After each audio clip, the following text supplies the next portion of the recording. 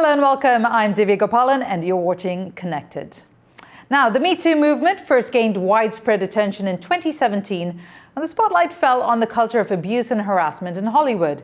It spread across industries and across the world. Many countries saw their day of reckoning as calls for accountability against perpetrators grew louder. But in Taiwan at the time, there was hardly a ripple.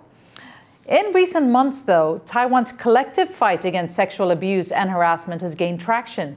So, in today's episode, we look at what Taiwan can learn from how the movement has played out in other parts of the world. And we continue our conversation with Darice Chang, who's an ambassador for the Women's March Taiwan. And from Austin, Texas, we have JhuCin Rita Jhang, who's an assistant professor at National Taiwan University and has a podcast which mostly focuses on gender issues. Now, let's start with you, Darice. Where are we in Taiwan's movement, would you say? Is this team running out yet? I do feel like we're sort of on the tail end of the first wave. So we've seen a lot of people come forth with allegations regarding the Me Too movement. We see that government is taking note and they are pushing for amendments to the current laws that govern gender violence so that it's more victim focused and it is also a lot more punitive. But it is, I think, a big step in the right direction.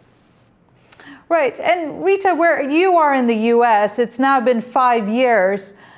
Where's the U.S. in its movement? Do you think there has been enough change? And are you concerned that Taiwan also could head in the direction where you have huge momentum and then suddenly things quiet down? There is always a possibility, but I am seeing some changes, right? Like legally, there are changes. Even though some will argue it's because election is coming up, the ruling party is trying to impress the people. But I would say any change is good, then no change, right? But I think there is a change in cultural discourses on this topic. For example, there are a lot of artists that have been accused of sexual harassment and sexual assault. And then other artists are joining on boycotting these accused artists, that I'm never going to collaborate with them. I'm never going to endorse them and stuff like that. So I am starting my own little movement that I am not going to cite a scholar who has been accused or who has been found to be a sexual harasser or sexual abuser, especially with the election coming up. I am seeing more, other news compared to 1 month ago, but I wouldn't say. I'm saying it's probably transitioning into a new phase rather than steam, running out. Right, Darice, in that sense, if you look at how things have played out in the U.S., what would you say Taiwan's takeaway should be from the U.S.'s experience? For example, in the United States, celebrity endorsement and highlighting of the Me Too movement was particularly important, because that sort of catalyzed the social conversation around how we as a society should be reacting to these allegations and to these gender violence cases. And I feel like that is where I would hope Taiwan would be heading in the future, is that people, so the citizens of the country, should take hold of the conversation instead of relying on the government or civil society groups to make the changes for them. I love that you brought that up because that plays in very well into the situation in India. Now, I want to take you to the world's most populous nation, where what started out as a call against workplace harassment snowballed into a national debate. Now, towards the end of 2018, India started its Me Too movement, and like in the US, in the entertainment industry, but that soon spilled over into the corporate sector, academia, tech, and many other areas. Journalist Rituparna Chatterjee speaks to us from Kolkata to tell us why. Why did Me Too start in a country like India? Is because not everybody has access to justice and the regular channels of justice, which is the police, the judiciary. It is incredibly difficult for someone in coming from a town, a small town or a village in India to directly have access to the police to report a case of sexual abuse. Because judiciary, the police system, the whole process, the whole channel of justice they also work on the pillars of caste and privilege and religion and gender. So there are distinct hierarchies, and that hierarchy sort of gatekeeps who has access to justice. So what happened was the next best thing, where everybody has a smartphone, everybody has any sort of phone that has cheap data, and a Facebook and a Twitter and an Instagram, a Snapchat, and they sort of this caught on this sentiment. Now, Rita, India has a predominantly patriarchal society. In contrast, Taiwan is considered one of the most gender equal places in Asia. So why does Taiwan have a culture of sweeping harassment and accusations of abuse under the rug? Well, yes, on the surface, we are the most progressive country in Asia, but we still have a thriving patriarchy. So in reality, I think our society is split into multiple universes, and they're all working at the same time. They're all valid. And I would say, just like I said, we have the law, right? We have the regulations have been in place for 20 years, but at the same time, in reality, there's still, corners in society, pockets of society where those laws just simply like they don't exist, right? So I think in general, Taiwan is still a patriarchal society, even though we have a female president. I think it's important to not think of Taiwan as a monolith, right? So it's important to remember there are so many different facets of Taiwan, even though aspects of Taiwan are celebrated, like our gender equality, our same-sex marriage, but that is not the reality for a lot of people. The reality is still a very patriarchal, it's a very conservative, it's like that for many people. Yeah, I totally agree. Like, one of the things that I say to a lot of people when they ask me about this, because like on the surface, Taiwan seems to be very, very equal, right? In terms of gender, we have, 40% representation of women in the legislative yuan. But the reason we have that is because that's literally written into law. And I mean, if you consider the rest of Asia, the bar is on the floor. Like, you have to do very little to be the best in the region. So there are still a lot of issues with gender equality in Taiwan, and also LGBTQ rights. So yes, we did pass gay marriage, but there was a recent study released that most homosexual or non-heteronormative people are still in the closet, especially to coworkers, to family, and things like that, because of those traditional patriarchal, misogynist values.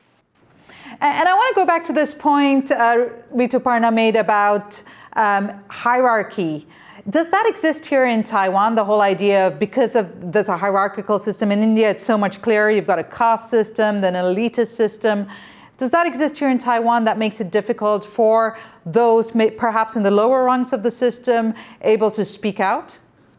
I would say it still kind of depends on your work field, but say in academia, the hierarchy is definitely a thing, right? Your rank is so important, and your rank is tied to the resources you have. Your rank is tied to what decisions can you make. So I think hierarchy is still a pretty standard way of organizing workplace in Taiwan. But I definitely know there are more like creative workspace where they have a flatter organization. But in general, hierarchy is still a very important thing. Maybe not as bad as in, say, Korea, where like just if you're like 6 months older, then I have to like refer to you as a senior. But so not as strict as that, not as rigid as that. But in Taiwan, most will still follow. If you're an older person, you're more established, you have a certain title, then people respect you more. Right. And Darice, then that leads me into the whole conversation about power-based violence. I mean, there are places where that hierarchy is set in place, and there are other situations where that hierarchy comes because of someone's stature. Can you tell us about the impact of power-based violence here in Taiwan, and then the difficulty then, in that case, seeking justice? Yeah, so like we mentioned in the last episode, a lot of the instances of Me Too that have come out of Taiwan are very good examples of power-based violence. For example, in the case of Wang Dan. So Wang Dan is a male. He is a Chinese dissident, very important Yeah, a very important student activist that came out of Tiananmen Square in China. And so in Taiwan, he is very highly regarded within the Chinese democracy movement. And so he has had multiple cases of sexual harassment come out against him, and also by other males. A lot of these victims are younger men, younger boys that he's supposed to be mentoring. So he'll like invite them on retreats or trips, and then make very inappropriate advances towards them. And so that's another example of like he's a very, very well-established figure holding a lot of power over the victim. And so obviously the victim feels like, I have no recourse. If I speak out against this person, who is going to believe me? I am a nobody. And that's one of the issues with power-based violence in Taiwan today. Jump in, Rita. Yes. So like Wang Dan, right? Wang Dan doesn't really have a formal power, but he has so much informal power because people idolize him. He's an icon of that movement. So when Wang Dan started to being accused, and if you believe in the victim in accusing Wang Dan, then people might accuse you of being a 中共同路人. That means you are siding with the Chinese Communist Party, right? So that kind of power is very difficult to describe. So people like that can say, I don't have power over this person. Who am I? I don't have ranking. But those informal powers should also be recognized. I'm glad you brought up Wang Dan. As we mentioned, one of the high-profile cases in Taiwan involves Tiananmen student protest leader Wang Dan. Now, this report from Leslie Liao gives us some of the background. 我就一直只是觉得我希望说出来而已，我没有想到说我最后必须要就是站到法院里面去对他提出正式的告诉，进入司法程序了。那我相信就是他在法院上面，我希望他就是可以诚实面对自己过去的事情。Right, so we have some context there. So Rita, can you tell us about the position of the victim and the fact that this all happened when he was a teenager and now he has got the confidence to speak out? Yeah, so I think for victims of Wang Dan, and I have to make a disclaimer, I'm using the word victims on purpose because I think even though I know some people would prefer the word survivor, I think a lot of the victims are still they haven't been compensated, they haven't received any kind of restoration. So anyways, I'm choosing the word victims. So for Wang Dan's victims, because a lot of them are boys and a lot of them are gay men, so for them to come out and accuse Wang Dan equals they coming out, right? So for a lot of them, that's just a price that they're not able to afford. So they have to choose between, do I stand out against this person or do I protect myself at this moment? So I think some of the victims decided to stand out and to speak out, and some decided to speak out anonymously. Yeah, and Darice, in that sense, let's talk about the idea of the male Me Too movement here. In Taiwan, we are seeing more men speaking out, male voices speaking out, but what kind of obstacles are they facing and hurdles are they facing in a society that, to a certain extent, can be quite conservative? So Taiwan is still on a societal level, it's still a very cis-het normative society. So as I mentioned earlier, a lot of homosexual or non-cis-het normative people, gender diverse people, gender non-conforming people choose not to come out to their families, to their place of work, and things like that because of the social stigma and the very real career and other repercussions that might come out of admitting who they actually are to other people. So that is a significant barrier to men who have experienced Me Too. Rita?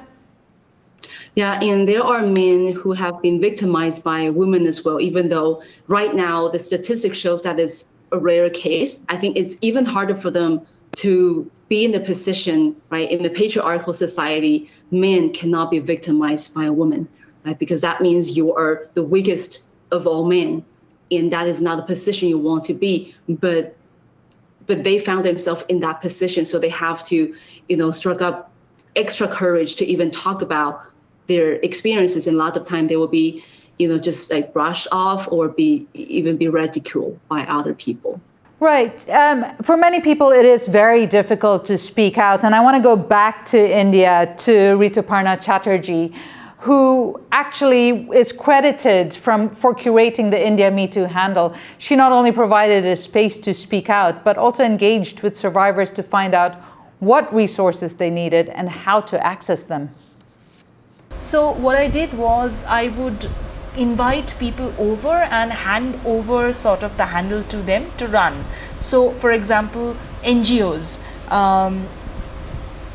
folks that are working with queer groups, folks that are working with anti-caste groups, folks that are working in the education space, schools, folks that are working in the gender space, folks that are working with sex workers. So they would run, they would take over the handle and basically do question answers, commonly asked questions. They would share their stories, their work experience, user, stories, their experiences meeting with new people, videos, testimonies, photos, day-to-day, stuff. And it was brilliant. And a lot of people, and when it wasn't that, I was a lot of people, it was flooded with DMs of people sharing their experience with sexual harassment. And some of those stories I put on the handle, and some of it got sort of picked up by media.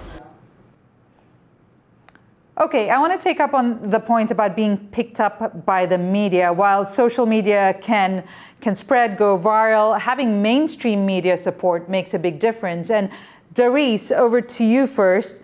Has Taiwan's mainstream media done justice to the Me Too movement and spoken out enough on behalf of victims?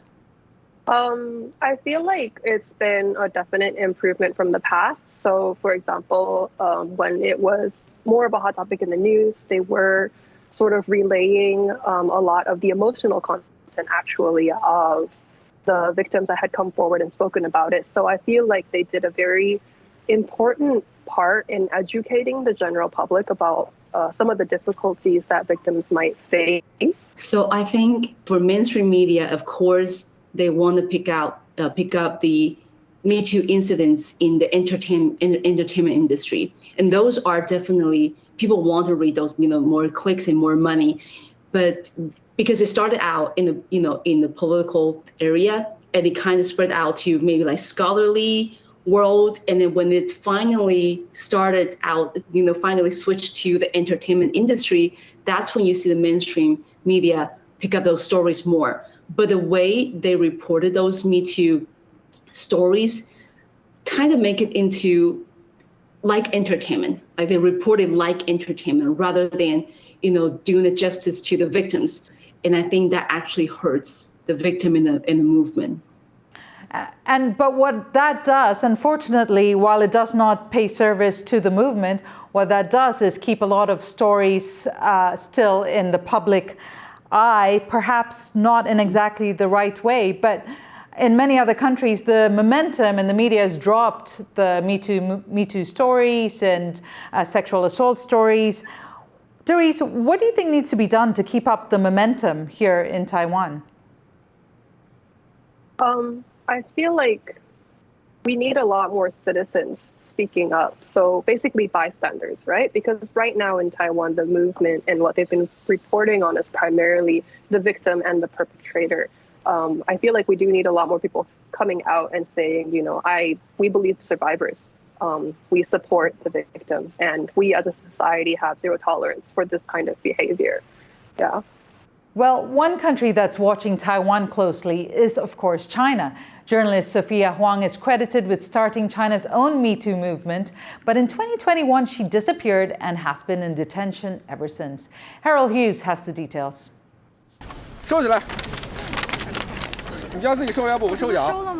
This was a police response outside a Beijing courthouse. Protests like these are rare in China, but several broke out when the global Me Too movement reached its shores in 2017. China's movement started with a survey sent out by journalist Sophia Huang. She asked other female journalists whether they'd been sexually harassed at work. Huang herself was a survivor of workplace sexual assault. Inspired by her story, more survivors came forward. Huang covered numerous Me Too cases in China and won many awards for her reporting. In September 2021, she and a friend, labor rights activist Wang Jianbing, were detained by the police. She has been reporting on Me Too movement, not only on that, but also other cases. It might be one of the reasons. Of course, we never know with Chinese regime what is the actual reason of arrests, but we need to keep advocating for her. Almost 2 years on, and the two still haven't been freed. Concerns about their health have grown. Advocates and friends of Huang say she's lost weight and stopped menstruating, two alarming signs. And I just miss them so much because I heard about a lot of news about their health situation, and that's bad. Cheng Judan was detained in China in 2015 while speaking out against sexual harassment. She is one of the Feminist Five, a group of activists who have gained international recognition, and a friend of both Huang and Wang. Giving her experience in Chinese detention, she's concerned for their well-being. And all of the inmates and the doctors and the police laughed at me because they said all women in the detention center have disorder on their period, so that's not a big deal. I was in there for 37 days, but Huang Xueqing and Li Qiaochu, they are in that place for even much longer. China has been accused of mentally and physically torturing its detainees through repeated questioning and sleep deprivation. Huang and Wang are prevented from communicating with anyone while in detention, including visitors or lawyers. There have not been any updates on the condition of the two activists in several months. We know that she has been in detention for more than a year right now. Her family and friends are very worried about her situation because there are no news about her whereabouts right now, or even disturbing news of case of torture or mistreatment in detention. Advocating for women's rights and safety in China has only become more difficult in recent years. Activists and supporters there have regularly been disappeared or silenced. Despite this, the movement in China continues, defying the risks to those who speak out. Andy Shui and Harel Hughes for TaiwanPlus. Rita, while in China it is much more the state that is silencing those that try to speak out, gratefully in Taiwan we are allowed to speak out and speak openly. But institutionally, what can we learn about from what's happening in China about the dangers of silencing those that want to speak out? It really does break my heart to see, what happened to the activists in China. So I think Taiwanese government should take that lesson and be the protector of those voices being heard, right? The government should be, taking a more active role in creating the space, not just in creating, stronger punishment for perpetrators, but in prevention, right? Do we have more money in education? Because even though in Taiwan we do have the Gender Equity Education Act passed in 2004, but the anti-LGBTQ conservative church groups have been trying to, cut down on gender equity education in Taiwan since at least 2018, and they actually have been very effective in doing their jobs. They have been they have been able to go into the campus, stopping gender equity education, and even teaching the children, doctrines that are against the Gender Equity Education Act. So I'm pleading the government to take a more active role in investing in education, in prevention, to just not be like China. Right. And Darice, if we want to take the point of view of a survivor, how do you move forward? And I understand you have been working with survivors about healing and perhaps the next steps. Can you tell us a bit more about that, in particular alternative healing, which you're focusing on? Women's March Taiwan as a whole, we support a lot of this reconciliatory healing. So, for example, we currently have an art exhibition with 四字的形 or hedgehog in English, where it's centered around violence prevention. And so people are welcome to come view the exhibit, where other survivors have created artworks with these little hedgehogs. And you can also make your own hedgehog and write about your own experience or express it in a creative way. We're also very supportive of alternative therapies such as yoga therapy, art therapy, music therapy, things like that, because we recognize the need for victims to heal on their own time and through venues and methods that are appropriate for them.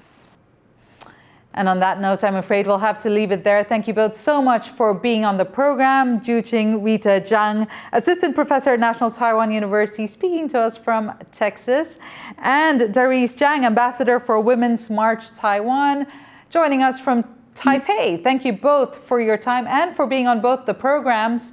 It is our hope that survivors receive the help and protection they need, and that countries around the world institute zero-tolerance approaches towards sexual assault and misconduct. And it is our hope that this conversation, very important conversation, continues across the world. To our audience at home, it was great to have your company. Thank you and stay connected.